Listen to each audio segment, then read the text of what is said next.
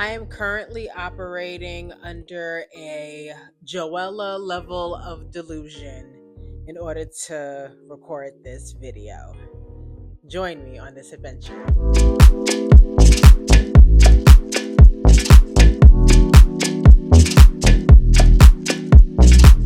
Hello and welcome to the premiere episode of Drag Talk with me, Ariel Allure. We have brought my TikTok show onto the big stage of YouTube. What gives me the qualifications to even judge or speak about drag? Well, I am a lover of drag since I was a little girl. RuPaul is my icon. I have watched this show since it was invented and premiered all these years, and why the hell not? Let's try something new.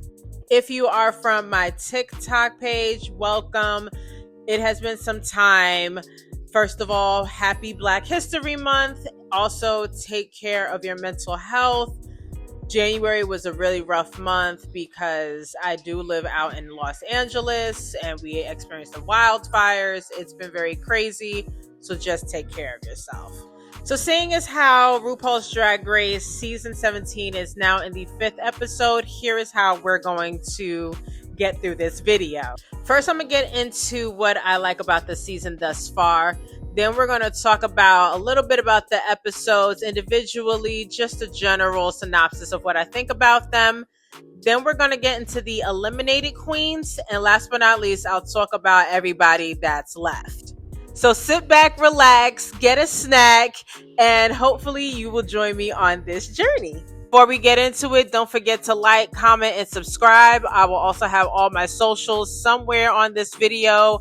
Follow me on Instagram and on TikTok. I also have a nail page, G Siren Nails, so I'll be uploading again on there very soon. Follow me for all of this. This is a very exciting journey and I want to create from the ground up. So far, thus far, this season is quite entertaining. I actually saw an interview from Entertainment Weekly a couple days ago, but usually these come out during the beginning of the season, during their press week. And they were speaking about how this is the first season where a couple things happen. Pretty much all of these queens have grown up watching RuPaul's Drag Race as a TV show. So they are kind of the first season where they know how to make good TV and they know that they are not only on a competition show, but also making good TV. I like that they a lot of times refer to themselves as drag characters so that it is separate slightly from what I get to how they actually are in real life. So they know, and they're letting us know that they're kind of upping things up for TV to make it more entertaining. So with that being said, we are critiquing past, because a lot of this times it is filmed in the past, like last year, past edited footage. I will be critiquing it as such, but that doesn't mean I'm gonna hold back on my thoughts. Some of them are sensitive, so I'll warn y'all just in case. Another thing that I like that I really much appreciated about this season is that they didn't split up the premiere in the sense of splitting up the group. So we didn't have one episode, just 7 queens, the second episode, the second half. And then there's this stupid, group A is better than group B and all this other nonsense. It got really tired. I was so over it. So I'm glad that they brought everybody together. Everybody meets each other in the first episode. And then you go and do your talent shows and split that all up. In terms of the badunkadunk tank twist, I love it. It's fresh. It's new. I love that Michelle has all these really different outfits and she looks so pretty. Even the way they wrapped up her hair. Excellent. The way that they were doing the badunkadunk tank twist. As of this taping, it is February 1st. We are going to go through episode 5. So this is your spoiler right now. The badunkadunk twist is done. There was only 2 chances. They've already gotten it done. So I also like that it's not too long and, it's done. It's quick. 5 episodes, call it a day. In terms of the episodes themselves, of course, 1 and 2, you have the talent show. Then episode 3 was a design challenge, the Monopoly design challenge episode. And then after that, You have actually my two favorite episodes and concepts ever done on RuPaul's Drag Race. Episode 4 was the concept of Bitch, I'm a Drag Queen, which is very nostalgic for me as a millennial because we've kind of had this thing where there were these commercials that would come on real late at night and they were like these music compilation videos. And this gave me that very much so. So you have these music compilations, and then you also have the elements of them taking drag race moments from the past and creating new songs out of it. Then right after that, you have episode 5 that just aired. My favorite challenge that is new, RDR Live. I'm originally from Brooklyn, New York. We love SNL. It's a whole thing. RDR Live. I don't watch SNL like that, but drag queens doing sketch comedy and the Saturday Night Live setup, mwah, chef's kiss. So actually, episode 4, Bitch, I'm a Drag Queen, I have watched that full episode twice, and I have never watched an episode of Drag Race more than once. And even when they go on YouTube and they put the challenges on, I absolutely love this. If you were to take these last 2 episodes, it's actually your perfect Saturday night lineup.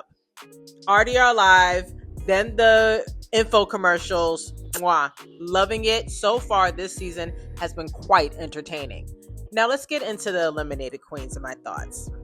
So just to let you know really quick, sometimes I may be looking down. I have my iPad over here with all of the girls lined up just to refamiliarize myself with their looks and just to have my thoughts. So starting first, we have Lucky Days, and I absolutely love the Lucky Days. She was actually very much needed, and I'm so sad that she went home first because her just aesthetic and the kind of like that club kid and very unconventional, absolutely loved it. Even in the talent show, I really and truly believe that had it been left to the judges to actually pick who was in the top, it was going to be Lucky Days and Susie Toot together, because even the whole lemonade and just spraying it all over the stage, absolutely loved.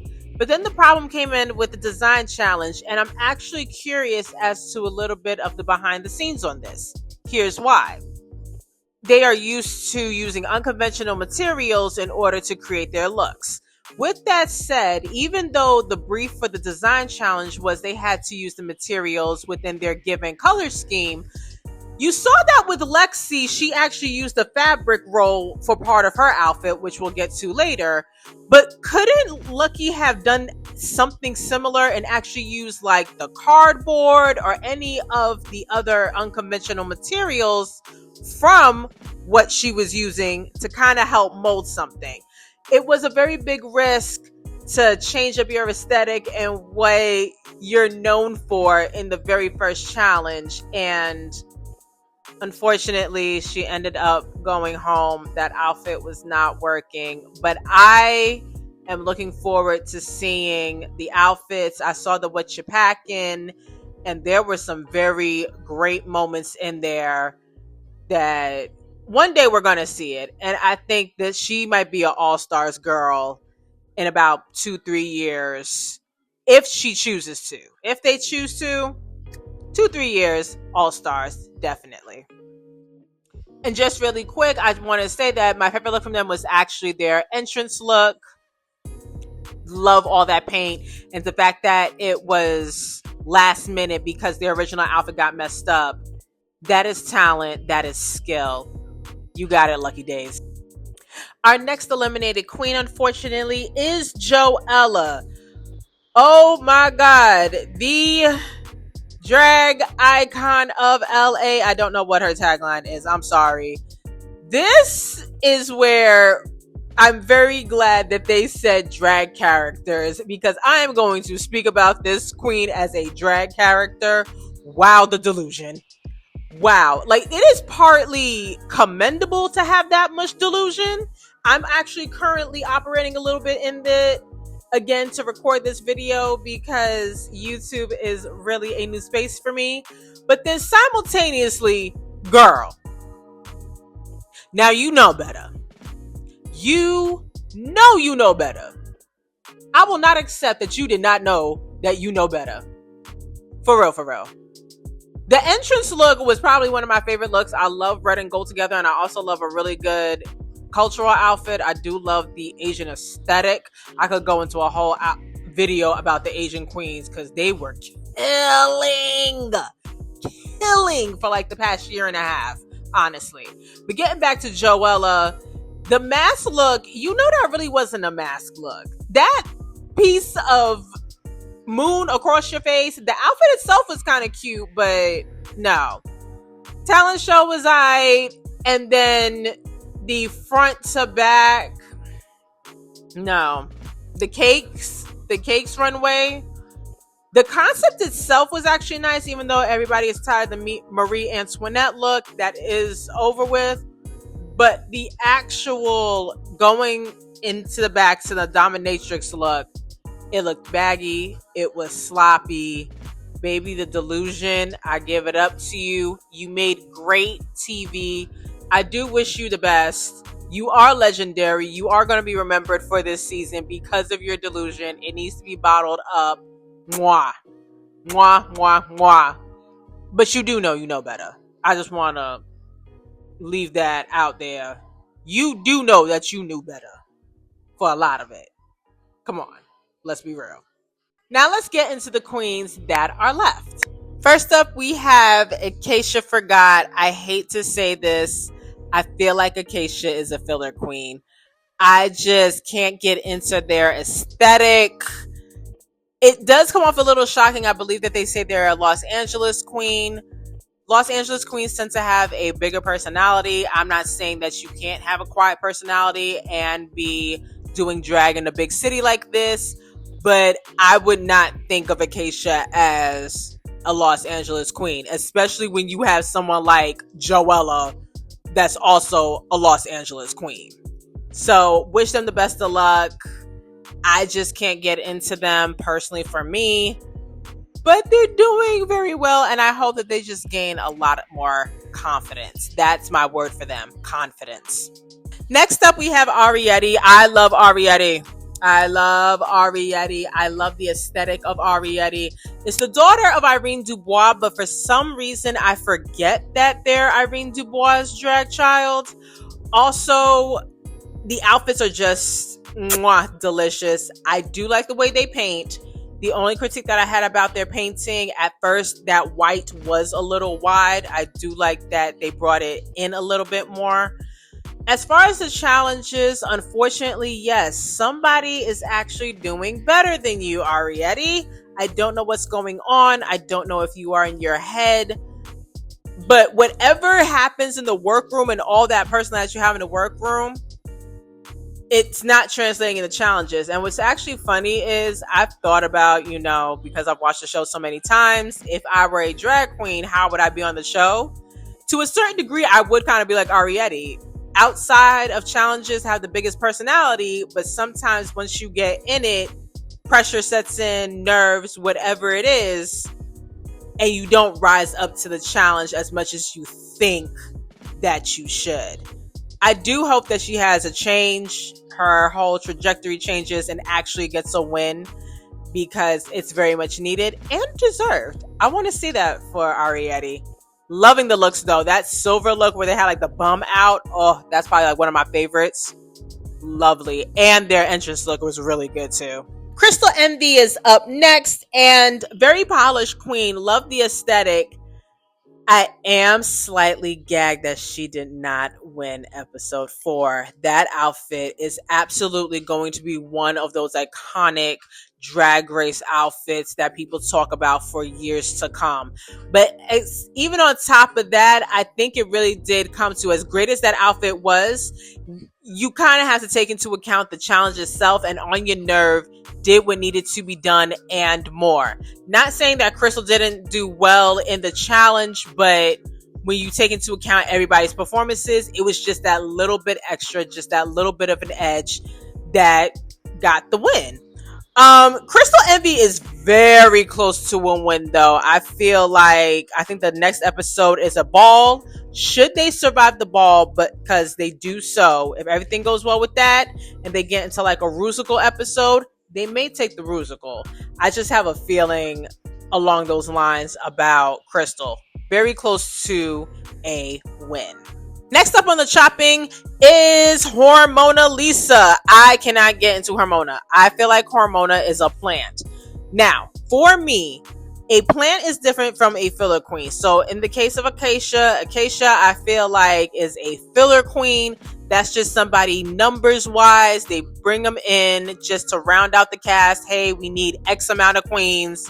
Bring them in. We can probably do an early out with them. That's a filler queen. For me, Hormona gives off a plant, or it could just be the way that they edited the story and that they were going with the storyline of, oh, she was handpicked by RuPaul, and if you go against her, then you're going against RuPaul, and that whole thing. I just can't get into her. It's so tired.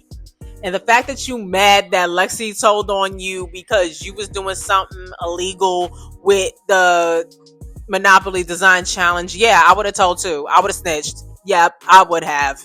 You can be mad all you want. I don't know. I know she was great in RDR Live. I know the Beaver thing was cute and all, but I just can't get into her. I don't know what it is. It's just not working for me. And that's just on that. Jewel Sparkle is next, and she is a cutie pie. This recent look right here, I absolutely think is adorable. I love Jewel Sparkle. She is bringing young energy, yes, but also she's having fun. She's being cutesy. I was a little worried about her at first because of the fact that she didn't win her talent show, and she seemed a little upset about that. Like, how could I lose to Susie Toot?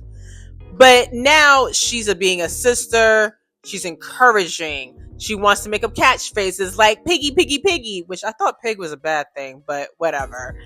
And then just these runways are so good.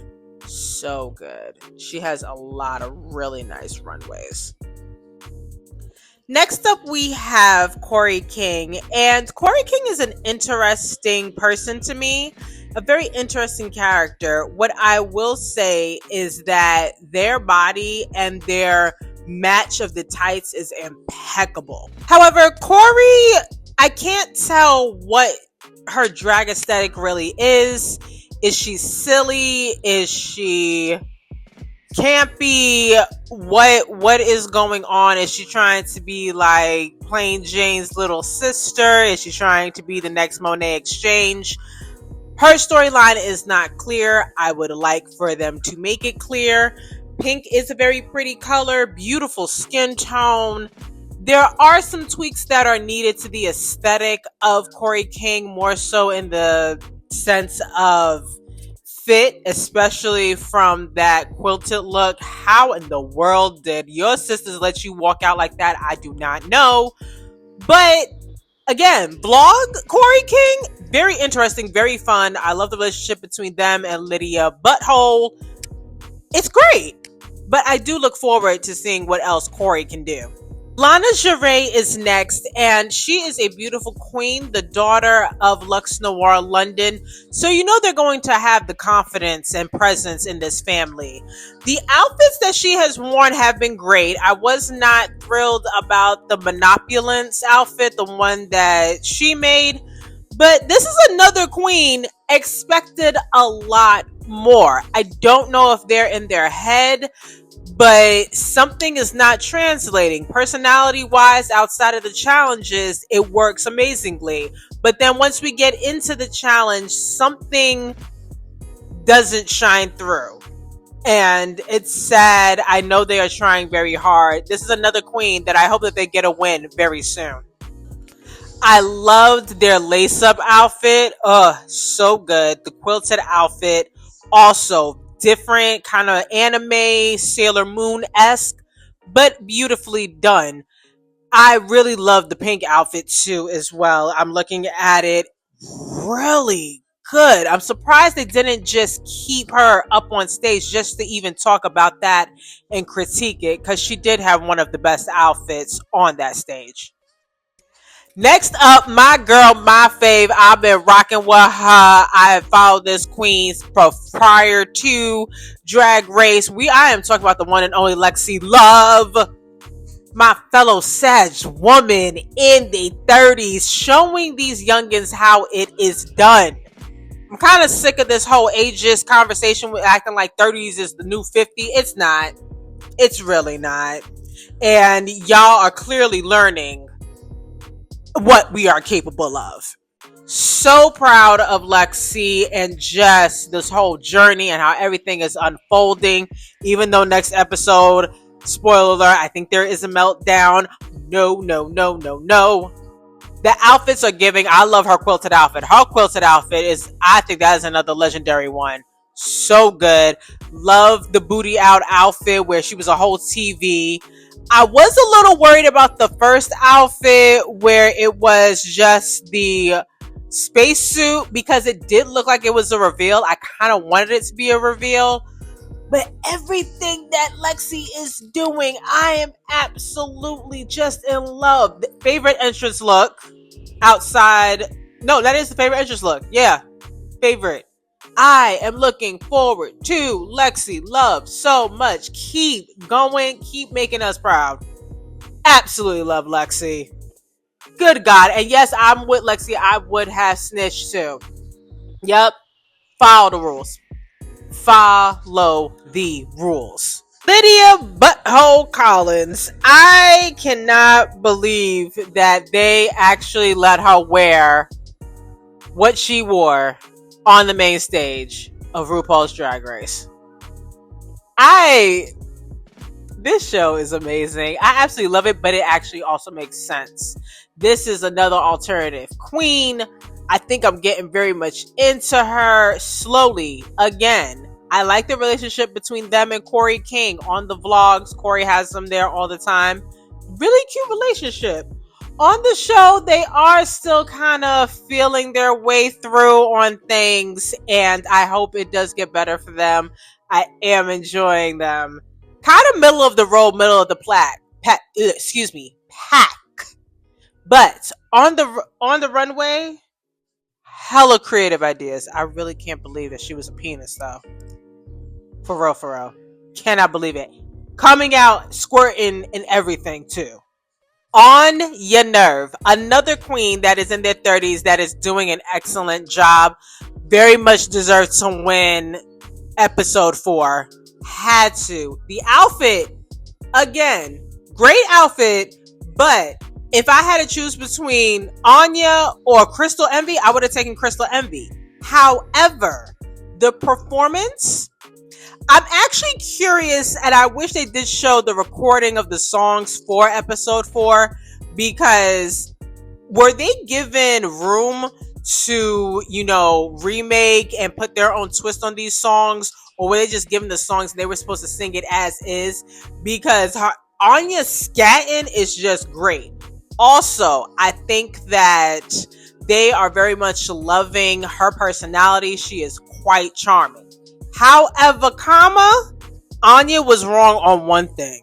In episode 3, the Monopulence Challenge, they were all on the same team. She was with Joella and Jules Sparkle. Jules Sparkle had those damn embellishments. Here is why Anya's wrong, right? Anya is wrong simply because she asked. She's over here talking about, I don't need to be asking for materials. If we're all supposed to share, then you shouldn't have asked in the first place. The fact that you actually asked and made Jules Sparkle aware that you wanted this material, it just comes down to principle. She said she needed it. She said she was using it. If you was really a gangster, I would have just taken it and snatched it up. The fact that you asked first, knowing that, like, clearly you do know that there is a principle and there is a way about going things, because if you really was gangster, you would have just taken it. Honestly, you wouldn't have asked Jules for nothing. But you do slightly know better, hence why you asked Jules if she was using it. You feel me? Like, so for them for you to come back and be like, oh, I'm not asking for nothing if we're all supposed to be sharing these materials. Nah, you was kind of wrong on that. Outside of that one hiccup, absolutely am loving On Your Nerve. That is on your nerve. Dark Horse easily could take over the season if the looks keep coming up to par and she keeps elevating the talent and keep rising to the challenge. Definitely can see top 3, honestly. Almost at the end, we're going to talk about Sam Smith, the daughter of Trinity the Tuck. In the Face gives very much Michelle Pfeiffer circa Scarface and Batman Returns during that time. Very polished, very pageant queen. Beautiful outfits. I think she is kind of shady though, and I am enjoying it. But again, still very polished, very stiff.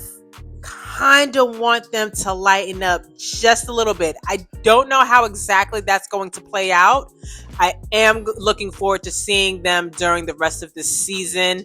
But the fact that she was pressed that she didn't rank higher in the talent show, no, you ranked exactly where you should have. It was a typical song, cute outfit, minute performance of your 1-2 step song, honestly. But love the polish.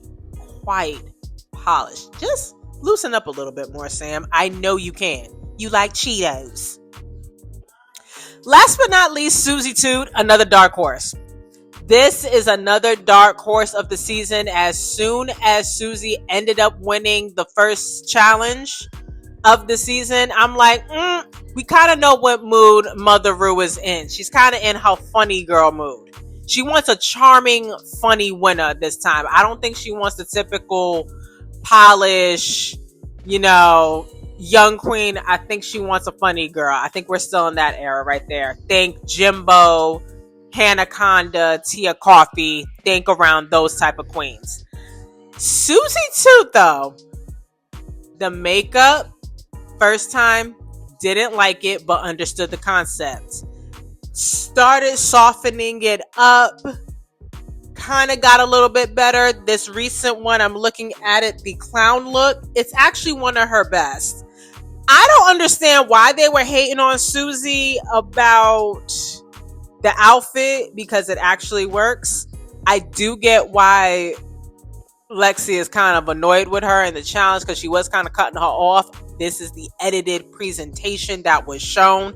I would be annoyed as hell too if I'm trying to be over here trying to contribute to the group and you keep cutting me off just because allegedly you know how sketch comedy goes. I don't give a damn. So watch it. But she was great in the challenge, so she did deserve the win. Dark horse though, Susie. Most definitely. So there are all my thoughts on all the queens so far for season 17. We are back. This is fun. Who are you rooting for? Let me know your thoughts. And again, don't forget to like, comment, and subscribe. And join me in Ariel's Grotto. Join me next week for another episode. Hopefully, I'll be going episode to episode from now on. Let me know who you're rooting for. And until next time, mwah. Ariel Lore, out.